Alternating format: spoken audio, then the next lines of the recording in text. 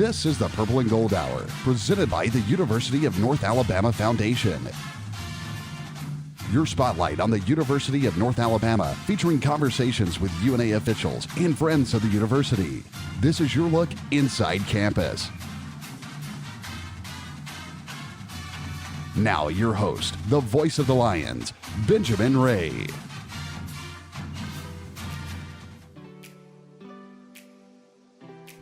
Good morning and welcome into another episode of the Purple and Gold Hour, brought to you by the University of North Alabama Foundation. This is your spotlight and inside look at the University of North Alabama. I'm your host, Benjamin Ray. It's another football morning. We're up in West Long Branch, New Jersey, getting set to take on the Monmouth Hawks. UNA football is coming off the bye week. Here we are, just 3 games left in the season. What an exciting time to be on campus. Of course, it was announced this week that North Alabama set to have a record enrollment, topping 8,800 students for the fall 2021, marking the 11th consecutive term of record enrollment. What a time to be at UNA. 3 football games remaining. We got basketball season tipping off next week, and actually joining us today on the Purple and Gold Hour, we'll catch up with both head basketball coaches. Missy Tiber stops by. Tony Poolhold joins us as well. We actually caught up with them earlier this week at the Lions Athletic Club luncheon this past Wednesday, so we'll hear from them. Don't forget, you can join us every other week at the Strickland Hotel in downtown Florence to hear from all the UNA coaches. We'll be off this week, but we'll be back the following Wednesday after that. But the focus of this episode of the Purple and Gold Hour, we're going inside the College of Education and Human Sciences. We're going to hear from the Dean, Dr. Katie Kinney. We're going to hear from the Associate Dean, Dr. Matthew Green, and find out from them some of the exciting things that's going on in the College of Education and Human Sciences. It's a jammed-packed hour coming up. After this, we have the countdown to kickoff. North Alabama and Monmouth set for noon o'clock kickoff back home in Florence. So let's get things started. We'll kick it off with Dr. Kinney and Dr. Green when we come back. This is the Purple and Gold Hour, brought to you by the University of North Alabama Foundation.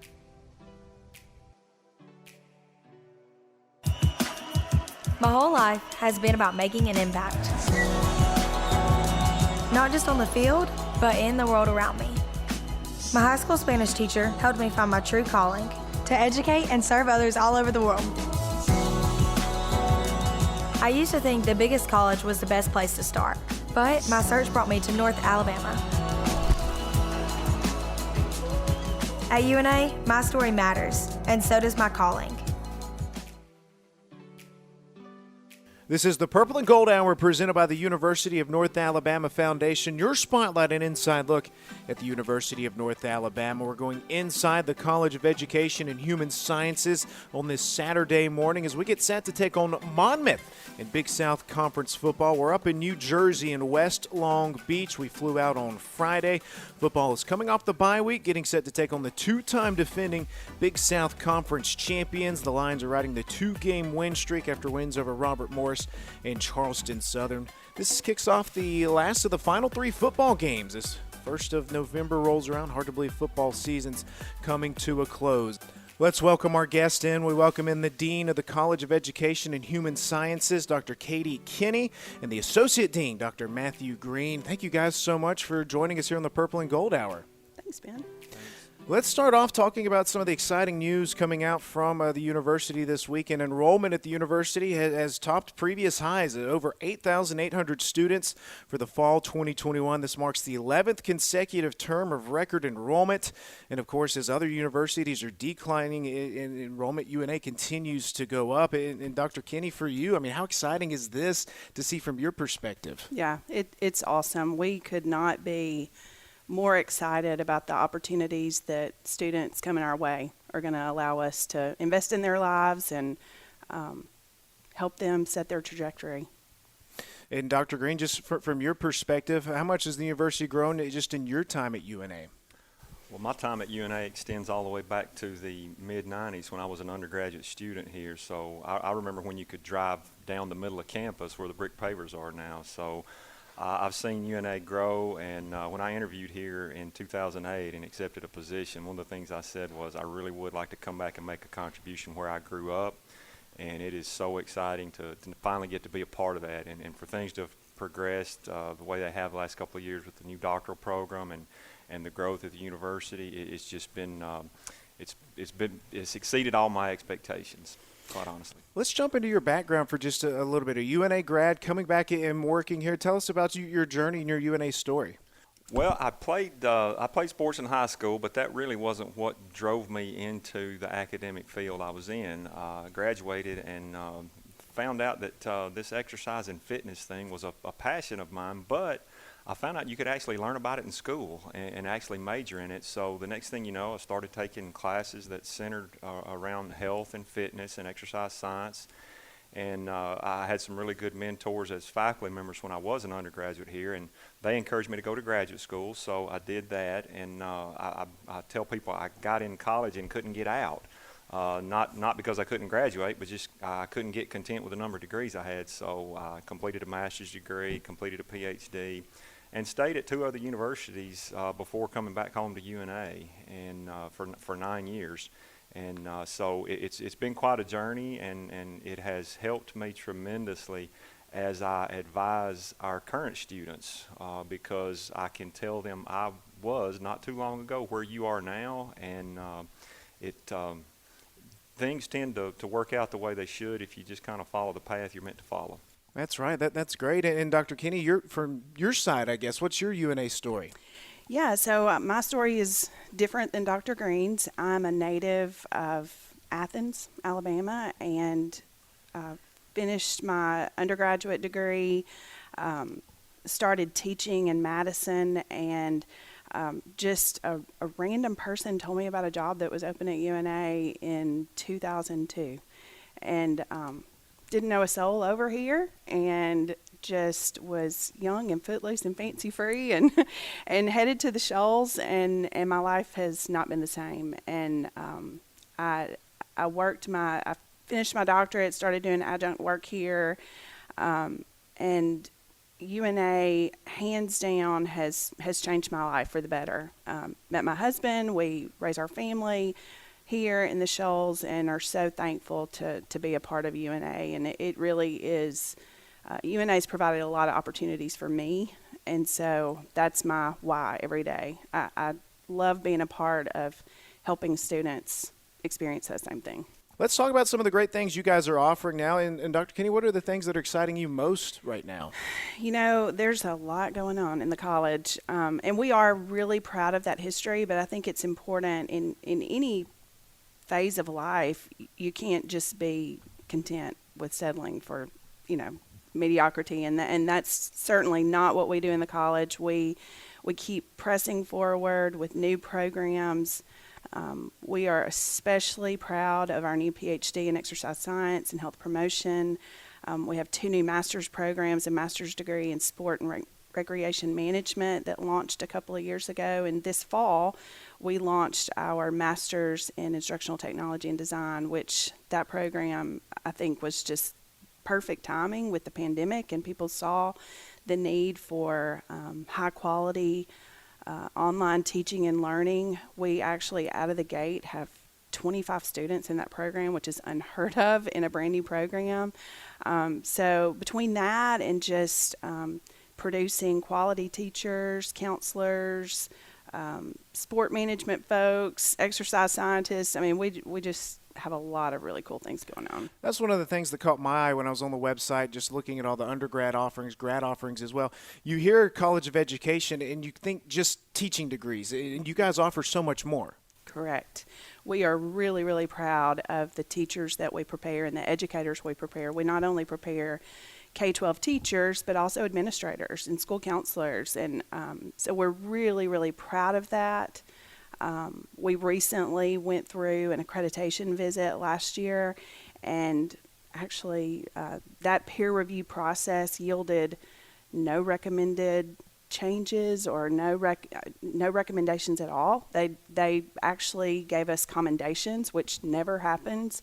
And some of the things they commended us on were just the quality of our students and how well prepared they were. They commended us for the commitment of the faculty, that our faculty are not just these faculty who teach, but they also advise, they mentor.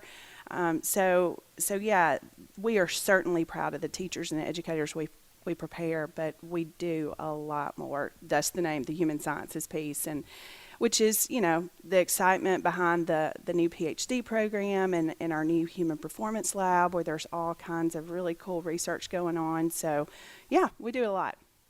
Dr. Green, let's talk about this new PhD program in exercise science and health promotion, UNA's first doctoral program. First of all, how hard did you guys work the last couple of years to put this in motion? Well, I tell people that it's going to be great if I survive it. There's been a lot of hours, a lot of writing, a lot of documents that have had to have been submitted to Alabama Commission on Higher Education, Southern Association of Colleges and Schools. So it's been quite a journey, but it's been one of the greatest privileges of my career is to get a hand in actually developing this program. It is an integrated model. Most universities will have, if they have a doctoral program, it'll be in exercise science or health promotion. We took the approach to integrate the two disciplines and create an integrated model where students get concentrations in both areas. And we really are confident that that's going to increase their marketability when they graduate from this program. And we also have a master's program that is parallel. It's in exercise science and health promotion. So it's really a great model where the undergrads are learning from, all the students are learning from the faculty, but the undergrads will get involved with the master's students, the master's students will get involved with the PhD students, and so it's just this great culture of learning in that program right now. We're extremely proud of it. I know you guys have a lot of great professors over in that area. Who are some of the people that worked really hard alongside you to make this possible? We have, that's one of the notes I made in kind of preparing to discuss that program.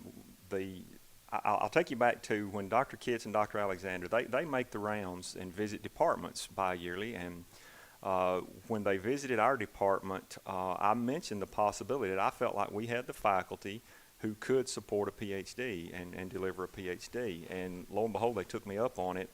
And so the individuals who are in that department, Dr. Eric O'Neill, Dr. Lauren Killen. Dr. Lauren Killen was an undergrad and a master's student at UNA before she went to get her PhD.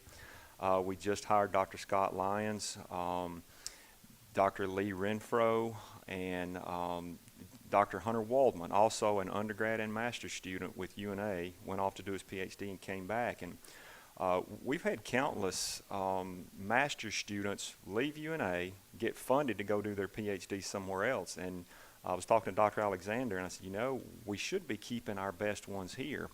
Well, I sent a survey out to all our master's students who had went to do their PhD elsewhere before we had our doctoral program, and 100% of them said, if UNA had had a PhD, I would have stayed here. Wow. And so the next thing you know, Dr. Alexander pulled the trigger on developing this program, and again, I say it's going to be great if I survive. It's been a lot of work, but a privilege. And to circle back around to your original question, I'm convinced that when Dr. Kitts and Dr. Alexander visited the department, they recognized the commitment, the dedication of the faculty, and the productivity. We have what I call a brag board where we post all our publications, and I showed them that, and I saw the look on their faces, and they were impressed beyond measure, I think. And that, I think, was the moment where they decided we can do this and we can do it in this department. So, For both of you, just the recognition that this is done for the program, what kind of feedback are you getting just from a national perspective as well? That's a great question, and I made a note about that too, because it would be easy at a school that is typically known as a regional school for being excellent at what we do. A lot of people might think, are we out of our lane trying to get into this business, the doctoral programs? And one of the telltale signs that we are not out of our lane is we've gotten recognition far and wide. It would be easy to assume that the students we have enrolled in this program are all local. In fact, we have some local students, which we're very proud to have, and they're outstanding. But we have students from Texas, Florida, Michigan, Georgia. We had 2 international students apply. One is actually in the program. Their country's government, there were some issues with him getting enrolled, and so he actually didn't get to stay. But we have a young lady from right outside of Seattle, Washington, who is here doing this PhD program. So the recognition that we're getting is far and wide, and I attribute that to the quality of the program and also to the networking. Our faculty attend conferences and they network very well. They're well known, they're well respected, and so when we have some of our students who have gone out and done their PhD and they're teaching at another university, they tell their students about UNA, and they say, hey, you know, this would be a good place to be, and that's a large part of where our recruiting has come from, is just our networking. You know, one thing I think that's important is we prepare our candidates for the job, right? So employer satisfaction is critical. I have a colleague who is a dean at an institution who's actually employing one of our PhD students right now as a lecturer while she works on her degree. And she's told me, Katie, what y'all are doing over there with her is phenomenal. Keep doing what you're doing, and I'll hire them all day long. You know, so I think that's a peer of ours at a very reputable institution, and that's really important feedback, I think, in this particular situation. I would add too, Ben, just satisfied customers are the key to selling any product. And if we view the PhD as a product, which that's you know, the business model, of course, our students come in, they go through the program, and they are the consumers of what we do. One of the key things that we do when we have prospective graduate students or students of at any level visit our program, we give them the tour, we roll out the red carpet, you know, we tell them what we offer, we answer questions. But one of the key things we do, we put them in the lab with our current students, and we walk out and we give them an hour or so alone with our current students. And our only instructions are ask every question you like, and our only instructions to our current students are be candid with your answers. And I don't know what is said, but evidently it's good, because I feel like our current students are doing the best marketing for our program possible, because when we get visitors, they leave wanting to come here. And so I think our current students are reporting that we're working them to death, but they're getting a great experience and well prepared when they leave. That's incredible. All right, we need to take a quick break. This has been great. We have more to talk about with the PhD program, and there's more with the department that we need to jump into as well. So let's take a timeout. The Purple and Gold Hour continues when we return. My whole life has been about making an impact. Not just on the field, but in the world around me. My high school Spanish teacher helped me find my true calling to educate and serve others all over the world. I used to think the biggest college was the best place to start, but my search brought me to North Alabama. At UNA, my story matters, and so does my calling. I'm Benjamin Ray, welcoming you back into the Purple and Gold Hour presented by the University of North Alabama Foundation. This is your spotlight and inside look at the University of North Alabama. And don't forget, basketball season starts next week. Just 3 football games left, and we tip off basketball season.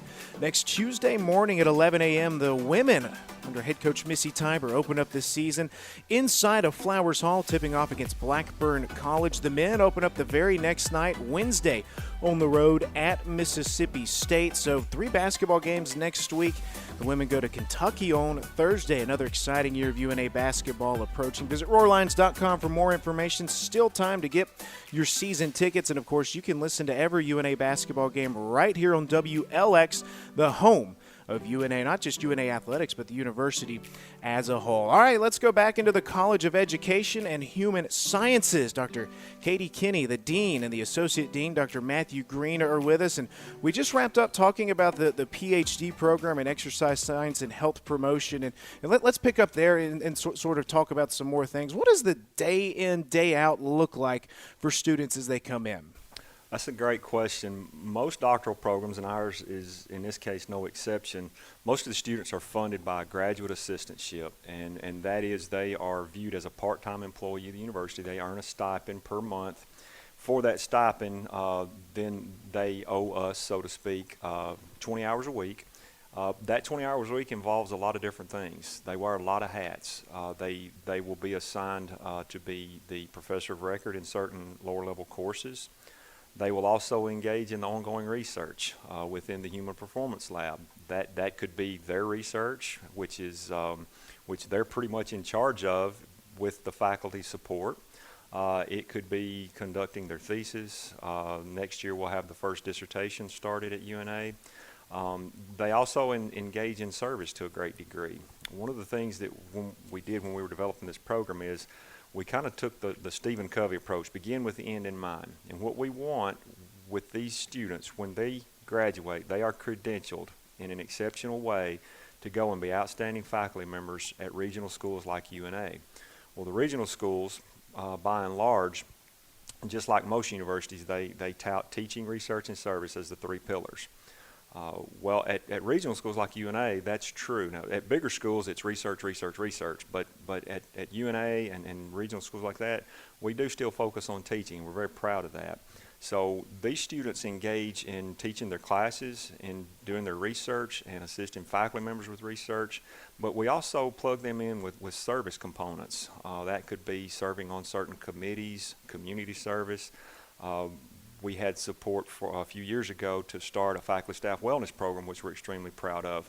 Well, that's a university-wide program, but it's housed within the Department of Kinesiology, or delivered in part by the Department of Kinesiology.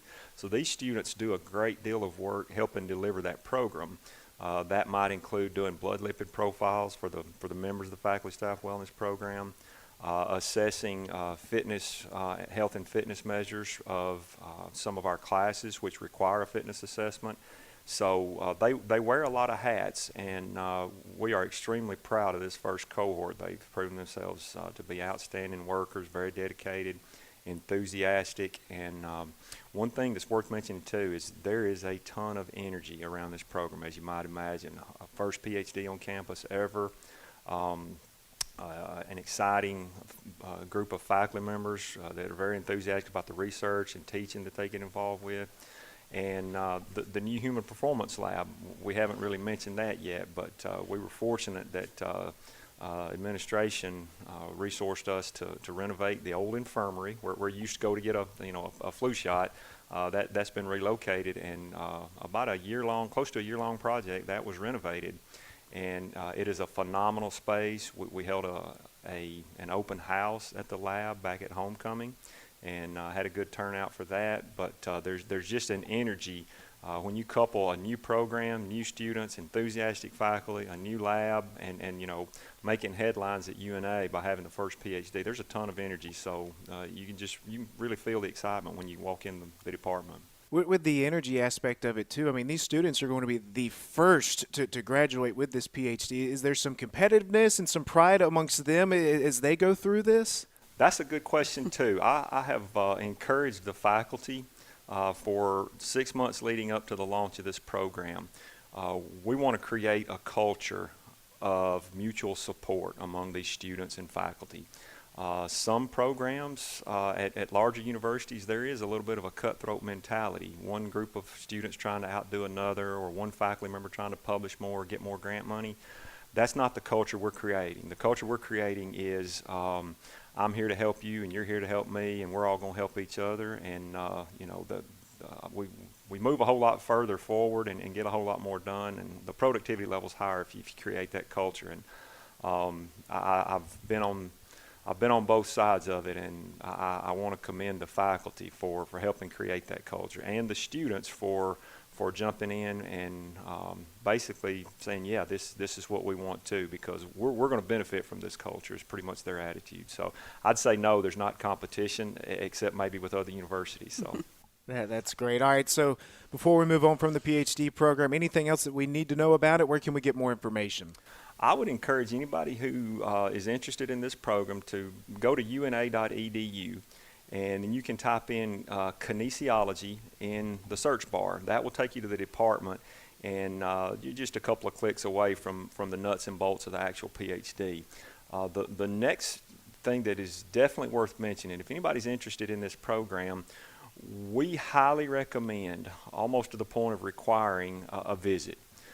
This is a very, very hands-on degree. It's not online. There are classes sprinkled in that might be completed online, say a stats class or something like that, but it's by and large a hands-on. You have to be in the lab, working with people, collecting data, learning to use the equipment. And so we want our prospective students, our applicants, especially at the graduate level, to come and visit. And the reason I say that is something I mentioned earlier. They get to talk to our current students, and so our current students will give them a very candid picture of what they can expect if they in fact attend UNA. So we kind of look at the visit as we're interviewing them to make sure they're a good fit, but I also am very careful to tell these visitors, you're interviewing us because you want to make sure we're a good fit for your career aspirations as well. So we've developed the program to be completed in 3 years for full-time students, and it's a tough 3 years, but we've mapped it out, and the course offerings there. Dr. Helm Allen is our department chair, and she is one of the most exceptional leaders I've ever been around, and I couldn't be more proud of the job she's doing as department chair. And so she outlines the classes, and she's got it laid out for the next 3 years. So the courses will be offered, and again, we're going to work them to death, but we feel like the end product is going to be something we can be very, very proud of. Let's circle back and go back to the College of Education and Human Sciences with some more information. And Dr. Kinney, what are some of the other exciting new programs you guys are rolling out and offering right now? We in addition to the PhD, we just rolled out a new master's degree in sport and recreation management. So that is a 100% online degree. We have students from all over the country in that degree, and folks who are interested in making a career out of sports and extending their career opportunities. They've been a likely candidate for that. So we have students that, maybe they're former athletes and they see that they're not going to be an NFL football player, but they just love sports. They're candidates for a degree like that. And we are really excited about the interest in that program. We've had, like I said, interest from all over the country. A new program that we just launched this fall is our master's degree in instructional technology and design. As I mentioned earlier, that program has we've had a ton of interest in that program, and I think it's a situation where people saw with the pandemic that teaching and learning didn't stop, but maybe how we did it is different. And so we have been working with those students to just learn those basic principles in teaching and learning. And these folks don't necessarily have a background in education. Maybe they've been a corporate trainer and they want to understand how to better impact their folks in their corporations. But we do have an educator track. So basically that degree has an education track and kind of a business / nonprofit, anybody who's not an educator. So that's been a really cool program to see get off the ground, because like I said, I don't think we've ever started a program that out of the gate had 25 folks in it. So we see a lot of growth potential in that program. When you mentioned growth, I have to say I was one of the first people to graduate from UNA with a degree in sports management, and there was not even 10 of us, I think, that first time through. Just how much has this program taken off in the last 5 years? Yeah, there's been a ton of interest. At the last numbers that I got in the master's program earlier this fall, we had in the mid-40s, I think, in that particular program. So, yeah, I think we live, especially in the South, we live in a sports crazy culture, and people are really interested in making that their career. So, yeah, folks like you who are interested in the marketing side of it, or the management side, there's just all different areas that you can go into. So that's been really cool to see those students be really successful. And the internships that's one of my favorite programs to talk about, our internships, because we do have in our college 100% of our candidates at the bachelor's level complete an internship. We believe very strongly in that bridge to practice. We teach them all we can in the classroom. We want to see them implement that in a very real world experience. So we've had students in our undergrad sport and rec management program do internships with the Tennessee Titans and in national parks. There are just some really neat opportunities that those students have had. The internships are something that have impressed me, seeing where all students are going. When I was in, it was just beginning. Those connections weren't there yet, and now it's taken off. And Dr. Eaton, you were going to add something? I would be remiss if I didn't mention that the reason for the growth of the SRM program, there's interest because of what it is, but there's also interest because the faculty members in that program are just as outstanding as the group of faculty who are delivering our exercise science and health promotion programs. We've got Dr. Kang is an individual who is originally from South Korea. He's actually doing a sabbatical in South Korea right now, and so he's there learning, doing research. It's a professional development opportunity. He's going to be bringing those new skills and information and research back and sharing those beginning again in January. We've hired a couple of new people as well, and the enthusiasm among the SRM faculty is on par with the rest of the department. And so I want to credit them with playing a large part in the growth of that program as well, because you can have a great product, but if the delivery is not there, it's going to be anemic, and they are doing an outstanding job. So I'm very, very proud of that group as well. Yeah, that's very true. All right, so teachers spend a lot of time in the classroom, and then they return for second, third, or even terminal degree. And you guys have a long history of working around the schedules of working individuals to help them achieve their next degree. What does it mean to see UNA being such an important part of the history of others, especially as they achieve those goals? I think that's what gets me up out of the bed every day. We have multiple accolades from local educators. We've had tons of Teachers of the Year and Principals of the Year that come through our program over the years. It just doesn't get any better than that. And seeing the impact that we make on students who go out and impact P12 students is just incredible. It's made an impact on my life personally. I mean, I don't have a degree from UNA, but I'm married to someone who has multiple degrees from UNA. My mom got a degree from UNA. I can remember as a child, back in the old days before online instruction, she had to come, we drove from Athens and she came over and brought me when she was working in the library. That made an impact on our family. She was able to advance her career through UNA. And so to your question, what does it mean? It's my why. That's outstanding. It's been great going inside the College of Education and Human Sciences. Is there anything we didn't touch on? Anything else we need to cover? The work you get to do with students, Ben, I can't imagine a more rewarding career. And the reason I say that is because you go into the classroom, or you go into the lab, you teach, you do research, you get involved with service, and I've never really liked the word mentor, but you basically guide students toward they want to do what you're doing, and you get the opportunity to watch them grow and develop, and the next thing you know, they're out doing what you're doing, and not only that, but sending you students back and really kind of doing our marketing for our program for us. And those are the satisfied customers, and about the biggest compliment I think we could get in our programs is when our students graduate and they go out and they encourage their students to come back and be a part of UNA. And again, the faculty, the administration, we've been able to create a culture that really feels like a family, and people want to be a part of it. And so I could not be more proud of what's going on at UNA, and the support we're getting from administration and across the board. It's cliche-ish to say it, but it is an exciting time to be at UNA, and I mean that in the most sincere way. Very well put, and it really is exciting. Just get to see all the great things you guys are doing. Thank you so much to both of you for taking us inside the College of Education and Human Sciences. Thank you. Thank you for having us. Appreciate All right, we'll take another time out. The Purple and Gold Hour presented by the University of North Alabama Foundation continues when we return. My whole life has been about making an impact. Not just on the field, but in the world around me. My high school Spanish teacher helped me find my true calling to educate and serve others all over the world. I used to think the biggest college was the best place to start, but my search brought me to North Alabama.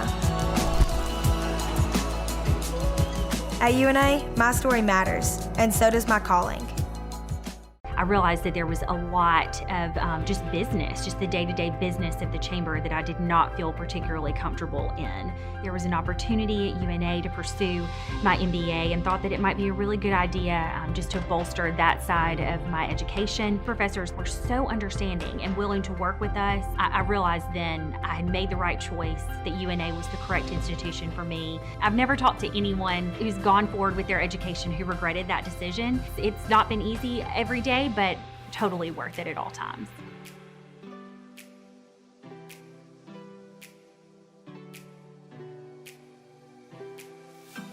This is the Purple and Gold Hour, brought to you by the University of North Alabama Foundation, your spotlight and inside look at the University of North Alabama. I'm Benjamin Ray, and here's November rolls around on the calendar. That means basketball season is set to open up, and coming up next, we're going to hear from UNA head women's basketball coach Missy Tiber. The UNA women tip off their season this Tuesday morning inside of Flowers Hall, hosting Blackburn College. Then they go on the road next Thursday to take on Kentucky out of the SEC, one of the top teams in the nation. Earlier this week, Coach Tiber stopped by the Lions Athletic Club luncheon in downtown Florence at the Strickland Hotel. I was able to get her thoughts on the upcoming season. We talk roster, we talk schedule, we talk a little bit of everything, ASUN Conference as well. So we'll roll the tape on this one. Here's what Coach Tiber had to say at this week's luncheon. We'll wrap up with women's basketball coach Missy Tiber. Basketball season tips next weekend. The women play twice. They open up Tuesday morning. An early day. I've heard we've got about, right now, the number 600 elementary school kids set to come out.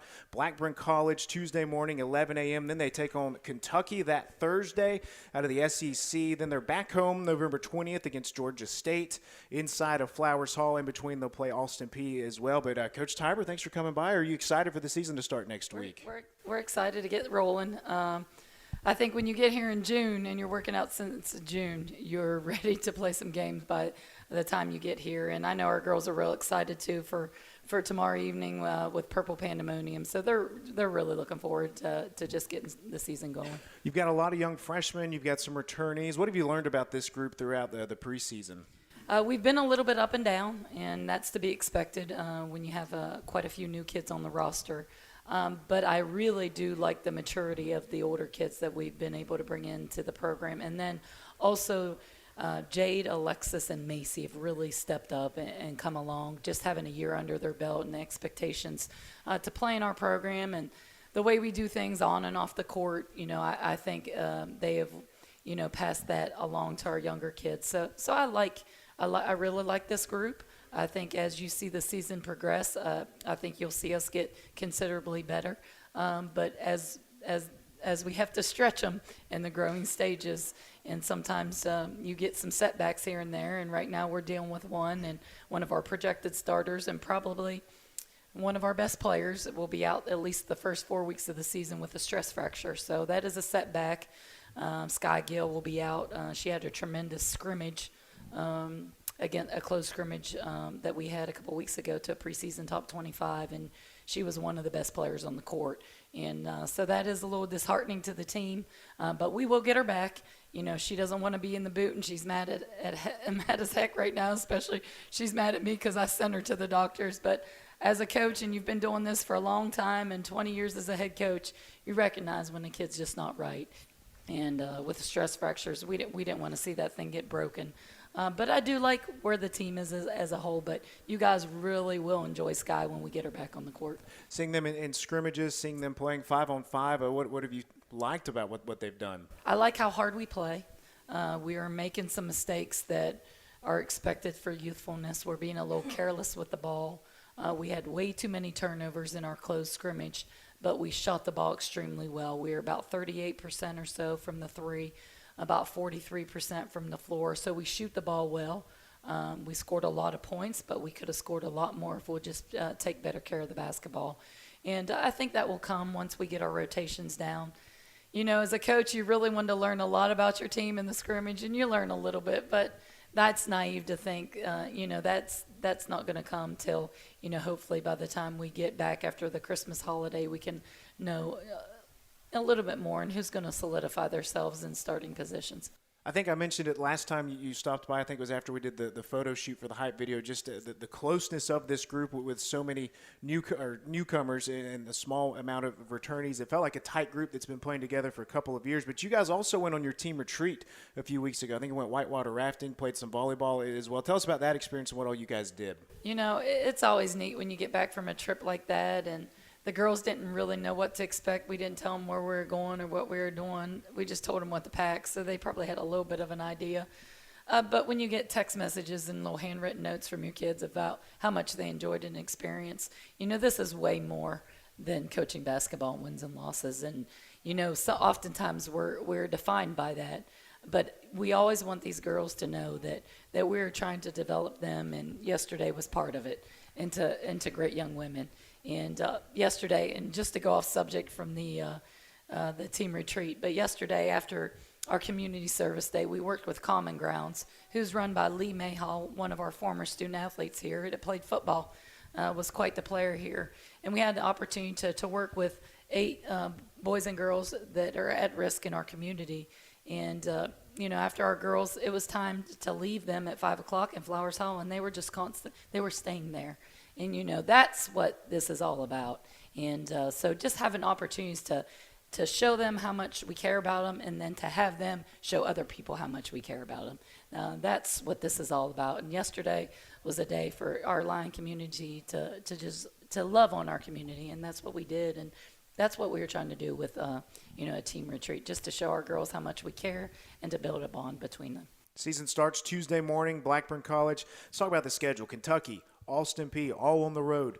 Other road games against Murray State, Chattanooga, Purdue, the Hulk Classic up in Philadelphia, where you'll take on St. Joseph's, and then either Harvard or Norfolk State, just depending on how the tournament works out. Some other games mixed in between at home, but Coach Tiber, this looks like a real tough non-conference schedule. You know, you probably are going to have about 2 ends of the spectrum between our first and second game. You're playing Blackburn, and then you're going to Kentucky. Kentucky has the projected #1 pick in the WNBA draft and the SEC Player of the Year in Ryan Howard. But they also only have 9 scholarship players. So hopefully we can make the game tempo, and that's what we want to have. But I'm not sure who's going to guard Ryan Howard. She's a 6'2" guard that is just an unbelievable player. But, you know, I do like our schedule. I think, you know, echo some of the things that Tony said. I'm a firm believer that, you know, you're not going to learn a lot about yourself if you just constantly play a fluff schedule. You have to play challenging teams, and they might not always equate to wins. But I can remember a couple years ago when we went and we played Vanderbilt, we won that game. Then you go to Iowa and Iowa State, and we lost both of those games. But it prepared us to win on the road at FGCU, and that's what you're hoping to do, that you're playing tough games early, and as your team matures throughout the course of the season, that they continue to get better. Let's talk about the ASUN Conference. Florida Gulf Coast picked #1 in the preseason poll. They returned Kirsten Bell, ASUN Player of the Year. Then after that, Coach, when I was doing my preseason poll, I mean, Liberty, North Florida, Jacksonville State coming in, Central Arkansas, Eastern Kentucky. It looks almost like last year where anybody could finish first through ninth. I guess we're up to 12 teams now, I believe. But does it look like it's going to be pretty open and competitive? You know, Florida Gulf Coast, they're going to be preseason top 25. They're just really good with everybody back, and then they got a transfer for Clemson, one from Eastern Michigan.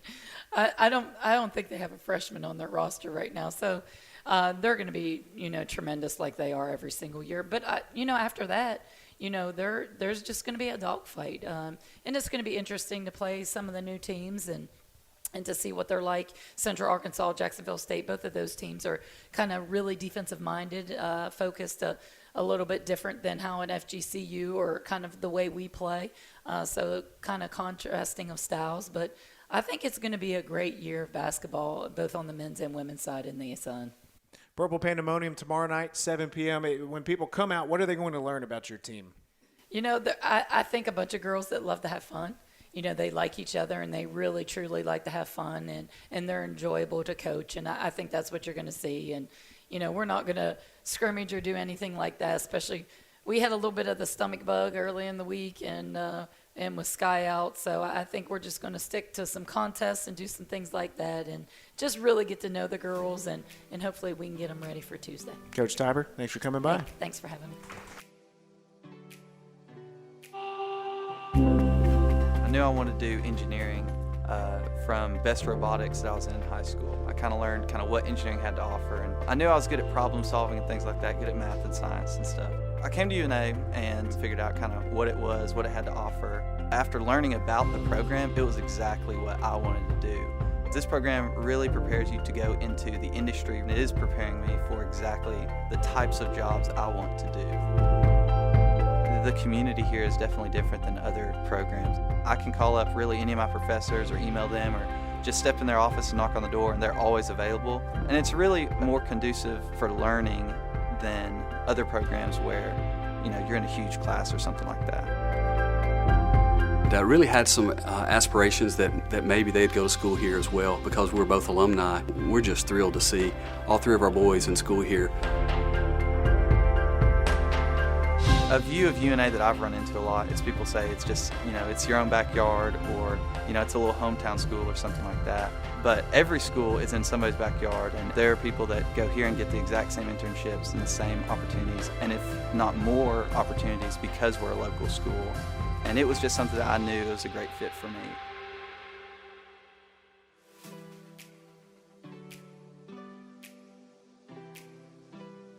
You're listening to the Purple and Gold Hour, brought to you by the University of North Alabama Foundation. This is your spotlight, an inside look at the University of North Alabama. I'm Benjamin Ray, keeping the show moving. We're still talking UNA basketball. Here as the calendar flips over to November. Coming up next, we're set to chat with UNA head men's basketball coach Tony Pulhole, who's earning his 4th season at North Alabama. Let's not forget year 3, just a season ago. UNA men made it to the ASUN Tournament Championship game. They ultimately fell to Liberty. They made a late push, tied the game up late. Unfortunately came up short. But what an exciting year it was for the UNA men. There's even more excitement as Team 4 gets set to take the court. They tip off this Wednesday against Mississippi State on the road. You can catch them inside of Flowers Hall for the first time November 23rd, a Tuesday evening, against Oakwood. Coach Pulhole stopped by the Lions Athletic Club luncheon this past Wednesday at the Strickland Hotel in downtown Florence, and here's what Coach Pulhole had to say. Basketball starts next week. They open up next Wednesday, 7 p.m. against Mississippi State. They've got a schedule. They're heading to the Virgin Islands after that. They've got a crossover with the MAC, the ASUN MAC Challenge down in Orlando. They'll play Gonzaga as well. Auburn, they're in the middle of December. So Coach Pulhole, fresh off the ASUN championship game against Liberty a season ago, year 4, what excites you most about this year's team? I think what excites me is the fact that this past year, with all the challenges that our student athletes, and not just obviously with men's basketball, with every student athlete, the testing, the scheduling issues and all that, I think it showed a lot of resiliency from a lot of our programs and their players. I think what it does for us is it created an experience now that I think is amplified, right? Like you got 8 freshmen on our team, but 4 of them are what they call super freshmen, right? Which are student athletes who have already competed at this level. And then the fact that we've got CJ Brim and Peyton Youngblood returning, that type of experience and leadership is pretty much invaluable, and Jamari Blackman as well. So what excites me about this group is, number one, the way they've come together this past summer, and just the experience that they have going into what we're about to embark into. Let's talk about C.J. Brim and Peyton Youngblood. They were both JUCO guys, and now with Peyton Youngblood, you're going to end up having him for 4 years, originally thinking you just have him for 2. C.J. Brim, point guard, again, looks like Mighty Mouse out there. He's the shortest guy on the floor, but he plays like one of the biggest at times. You thought you just have him for 2 years. Now you get him for 3 years. Was it hard discussions convincing them to come back to take the extra year? Well, I think with both of them, like everything else, I think in today's world with the challenges that we have with, the transfer portal and all that, I think you got to recruit your student athletes on a daily basis, right? You got to recruit just the athletes that you're bringing in, but you also got to recruit the ones that are in the program. And I think it was an easy conversation because we already do that. So Peyton was a little bit more, I don't want to say reluctant, but I think he was ready to get started.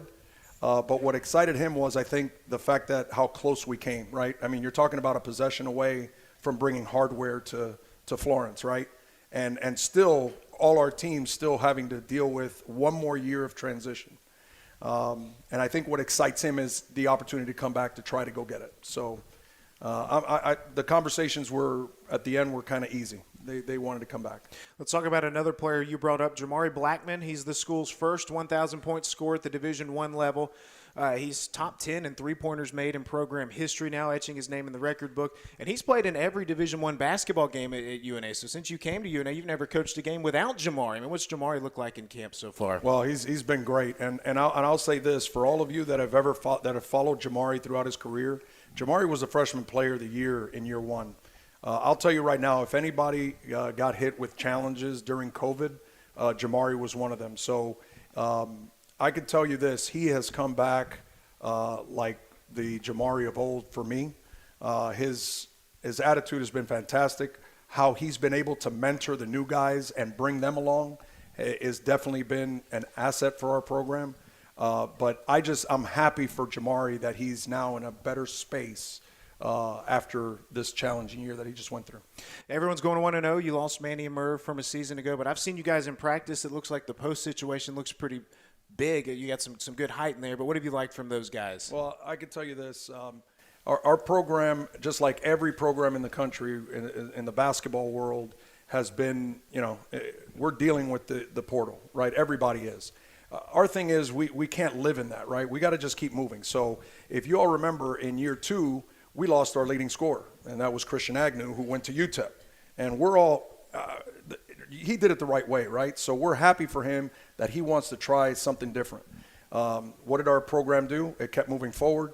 It got a chance to play for a championship. Okay, so again, if you've been following this program, you'll see that most of the teams, most of our scoring doesn't really come from one individual. It's very balanced. And that's the way our offense is set. So we don't really put a lot of emphasis on the individual side from an offensive standpoint. So for me, I wish those guys the best. Obviously, we know the percentages on how transfers work. But right now, I can tell you that we're recruiting in deeper waters, right? We're a year away from the transition, so now we're getting out there and we're actually recruiting players that are going to impact, I think, our league even a little bit better. Let's talk about some of your newcomers. Coach Poole, men's basketball, they've had an all-freshman selection each of the first 3 seasons, 4 in the last 3 years. D'Talion Brown made it last season, and he's a freshman again this season based off COVID classification, so I'll be interested to see how that works. Could he be a 2-time all-freshman pick? I guess we'll find that out. But we don't ever want to put too much pressure on you guys coming in, but tell us about some of the freshmen and what you've liked from them. Well, it's probably – this team is now going to probably be the deepest team we've had since we've been here. I can tell you all that right now. 2 of the freshmen that are going to stand out right off the bat from a guard standpoint are going to be Daniel Ortiz and Omar Figueroa. Daniel is a kid out of Louisiana. He was an all-state selection down there, was player of the year in his league. He's a guy that I truly believe is going to have an impact with our program. Omar Figueroa comes to us via Puerto Rico. He went to school in Orlando, Florida. He was the starting point guard on the 17U Puerto Rican national team. Will probably be the starter in the 19U Puerto Rican national team if everything goes according to plan for him. As far as our bigs, you have 2 freshmen that came in this year, Diraje Agbazi. Just in case anybody, when you see the name, it's going to be hard to pronounce. But he comes to us. He's originally from Union, New Jersey, went out to prep school in Phoenix, Arizona. He's a 6'7", 220-pound power forward. And our other freshman, Pop Cisse, who's originally from Dakar, Senegal, he went to school in Florida.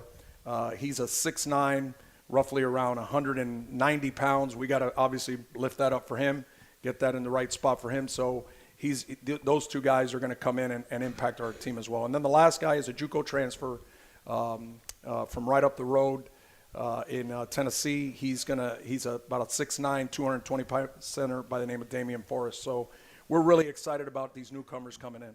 I'm going to need a pronunciation guide here pretty soon. All right, Coach, you guys open up next week, Mississippi State. Last thing for you, just what excites you most for this upcoming season? Well, again, I think if you look at, the history of our program, you'll see that every year we're going to be competing against, teams that are in the upper echelon of their league, teams that are going to be ranked in the country. We're playing Gonzaga for their second time since we've been here, who will be ranked number 1 in the country preseason.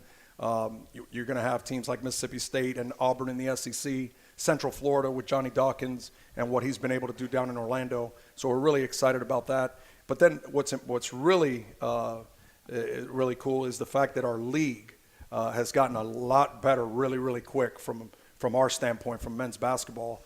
When you talk about the additions of Jacksonville State and Eastern Kentucky, two of the main teams of the OVC, and then obviously with the addition of Central Arkansas, you already have to deal with Florida Gulf Coast and Liberty and all those guys. So I just think that the challenging schedule of the non-conference is going to be, of the conference play is going to be really challenging for us this year. Next Wednesday, Mississippi State. Coach Poole, best of luck. Thanks for talking with us. Thank you very much.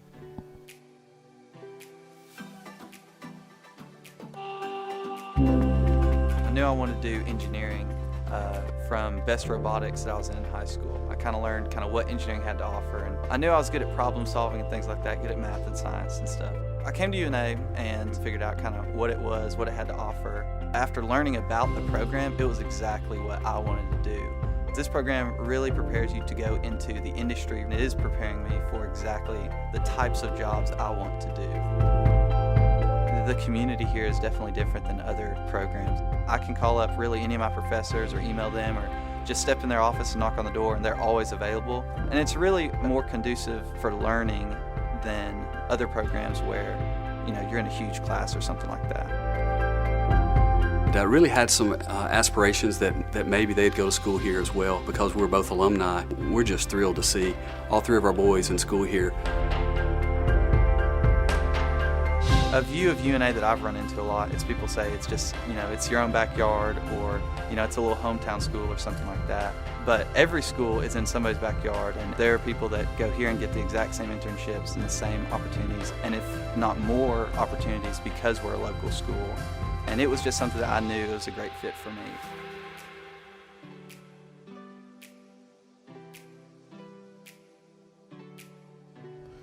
What a fast hour it's been. Benjamin Ray back with you to wrap up the Purple and Gold Hour presented by the University of North Alabama Foundation. Your spotlight and inside look at the University of North Alabama. Just to recap everything, I really appreciate Dr. Katie Kinney and Dr. Matthew Green coming by to talk about the College of Education and Human Sciences. They got a lot of great things going on, especially the PhD in exercise science and health promotion, sports management. I'm a sports management grad. It's great to see them taking off and doing all the great things that they're doing. Be sure to visit una.edu for more information. And of course, it is a football Saturday, but basketball season tips off. It's always great to chat with Missy Tiber. She's a real pro when it comes to handling media interviews.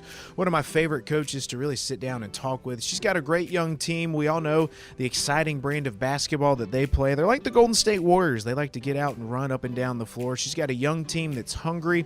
They'll have a big year in store for them yet again. Tony Poolhole came by as well. Appreciate Coach Poolhole talking with us. What a job he's done with the men's basketball program in just 3 years. As year 4 tips off, I think teams might be overlooking this program when you look at the ASUN preseason poll. It's going to be another tough year of basketball, but heck, maybe they can make another run to the ASUN Tournament Championship. So that's going to do it for this week's episode of the Purple and Gold Hour, brought to you by the University of North Alabama Foundation. Coming up next, we have the Countdown to Kickoff show. Brian Neese joins me from West Long Branch, New Jersey, to get you primed for kick between North Alabama and Monmouth. For Michelle Eubanks, who helps produce this show, to Eddie Forsyth, who pieces it all together, a very wonderful job each and every week. I'm Benjamin Ray saying Roar Lions for now.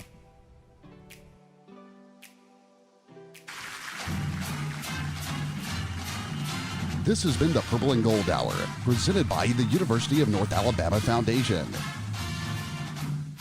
Thanks for listening, and remember that you can catch the Purple and Gold Show 2 hours prior to every football game right here on 98.3 WLX, the home of the Lions.